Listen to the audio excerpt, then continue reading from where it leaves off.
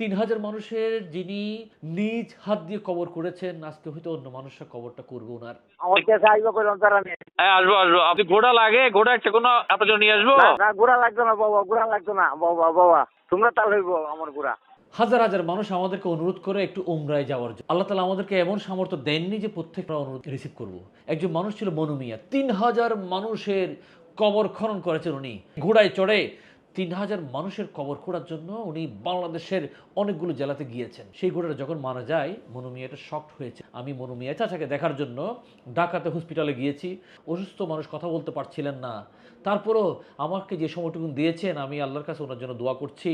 কিন্তু সেই মানুষটাকে যখন আমি জিজ্ঞেস করলাম, একটা ঘোড়া দিতে চাই, উনি বলছেন, বাবা আমার তো এখন ঘোড়া লাগবে না। তারপর বললাম যে আপনার জীবনের কি ইচ্ছে রয়েছে। উনি আমাকে জানালেন উনি উমরা হজ করতে চান। আল্লাহ আমাদের তৌফিক দিলে আমরা আপনার পুরো হজের পুরো উমরা ব্যবস্থাটা আমরা করব। উনি বললেন, বাবা আমি তো কারো কাছে নিতে চাই না। দেখুন, উনি ৩,০০০ কবর করেছেন, নিজের জায়গা জমি বিক্রি করে সংসার চালাচ্ছেন, কারো কাছে কিছু নিতে চান না। আমি তার জ্বলন্ত প্রমাণ। সেই মানুষটা গত ২৫ তারিখ, মাত্র ২ দিন আগে আমাকে উনি নিজ থেকে ফোন করেছেন, বাবা তুমি যে বলছিলা আমার বাড়িতে আসবা, তুমি কি আমার বাড়িতে আসবা না? কোন সময় আসবা? আসসালামু আলাইকুম। আসসালামু আলাইকুম। জি চাচা, এখন বুঝতে পারতেছেন? বাবা এখন কও। জি জি জি। আপনি কি আস্তে আস্তে বুঝতেছি বাবা। আস্তে আস্তে বুঝতেছেন? আল্লাহ আল্লাহ। আমি আমি ঘোড়াই। আমি এই মুহূর্তে ঢাকায় আছি, ঢাকায়। আচ্ছা আচ্ছা আচ্ছা, আমি আইছি আমার দেশে।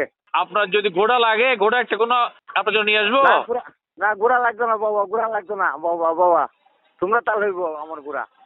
না ঘোড়া আছে বাবা, ঘোড়া নতুন মনে। এখন আর কি লিখবো? জি না কেসা লাগতো না বাবা, তোমরা দখল লইব। না না, দোয়া তো করতেছি, দোয়া তো করতেছি। আপনি যে ওই যে ওমরা যাবেন বলছিলেন, ওমরা যাবেন? অজ অজ। হজ হজ ওমরা হজ। হ হ্যাঁ হ্যাঁ জানবো বাবা, জানবো দখল লইব। না দখল লইব। না, আমি কি অ্যারেঞ্জ করে দিব? কেসা লাগতো না বাবা, কিচ্ছু তোমার লাগতো না। দখল বড়। আচ্ছা আচ্ছা আচ্ছা, আল্লাহ কবুল করুক, আল্লাহ কবুল করুক। আমার কাছে আইবা কইলাম তারা নিয়ে। হ্যাঁ, আসবো আসবো। আপনি কিছু লাগলে জানাইয়েন। হ্যাঁ, আমি ওনাকে কথা দিয়েছিলাম আমি ওনার বাড়িতে যাব। সেই মানুষটাকে ইচ্ছে করলো আমি এখন উমরা নিয়ে যেতে পারবো না। সে মানুষটা নিজে যেতে চাইলো, এখন আর যেতে পারবেন না। উনি সরাসরি আল্লাহর কাছে চলে গিয়েছেন। আজকে সকাল ৯টা বাজে ওনার যে এলাকাতে, সে এলাকাতেই বাড়িতেই জ্বর হয়েছে এবং ৯টা বাজে উনি ইন্তেকাল করেছেন। ওনার ভাগ্নি একটু আগে আমাদেরকে বিষয়টা নিশ্চিত করেছেন। ৩,০০০ মানুষের যিনি নিজ হাত দিয়ে কবর করেছেন, আজকে হয়তো অন্য মানুষরা কবরটা করবে উনার। যে মানুষের অন্তিম একটা বাসনা ছিল আল্লাহর ঘর দেখার, আমরা আল্লাহর কাছে দোয়া করি উনি যাতে সরাসরি আল্লাহকে দেখতে পান। আল্লাহ তো বলেছেন যে নিয়ত করলে আল্লাহ সব দিয়ে দিবেন।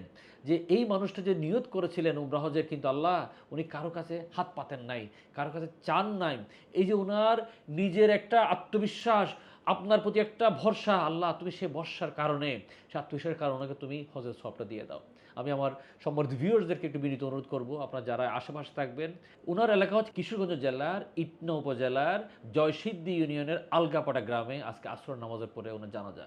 আমার ভিডিও যারা যারা দেখছেন, দয়া করে মেহরবানি করে সবাই ওনার জানাজায় শরিক হবেন। আপনি মনে রাখবেন, এমন একজন মানুষের জানাজায় শরিক হচ্ছেন যিনি নিজ হাত দিয়ে ৩,০০০ আপনার মতো আমার মতো মানুষের কবর খনন করেছেন। আপনি মনে রাখবেন, এমন একটা মানুষের জানাজা আজকে আপনি হাজির হচ্ছেন যিনি এই কবর খোঁড়ার বিনিময় কারো কাছ থেকে নেননি। আল্লাহর উপর প্রচন্ড বিশ্বাসী একজন মানুষ আজকে দুনিয়া থেকে বিদায় নিয়েছে। মনিবের চাচাকে আমি সেদিন বলেছিলাম যে আপনাকে আমি নিয়ে আসবো, বড় অনুষ্ঠান করে।